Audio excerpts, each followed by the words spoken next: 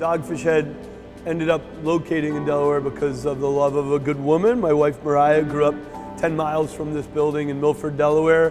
I'm from Western Massachusetts originally and was planning on opening a brewery in New England, but I thought there'd be really great marketing cachet if we could be the first brewery in a state to open post-prohibition, and all the New England states were taken.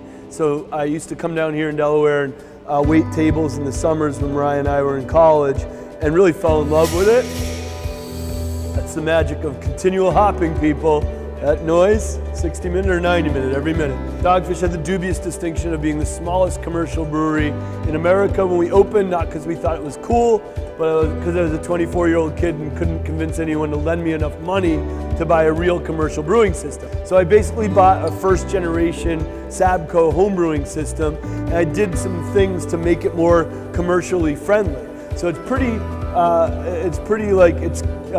I guess existentially profound that Dogfish Head works with MicroStar, and our entire company started making our beers in kegs.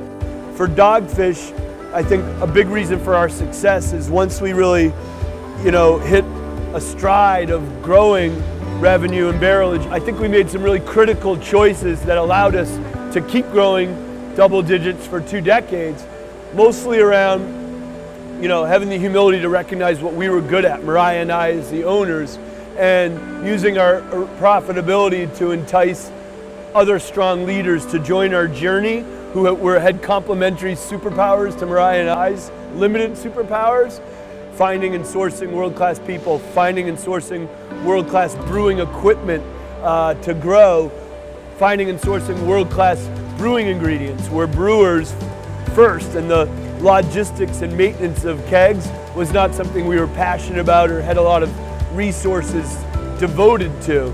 So when I learned that MicroStar as a company really grew up with Dogfish Head, we opened in '95, MicroStar opened in '96, I think, and I'd heard about them when I started going to CBC and said, this is a model that makes sense for us.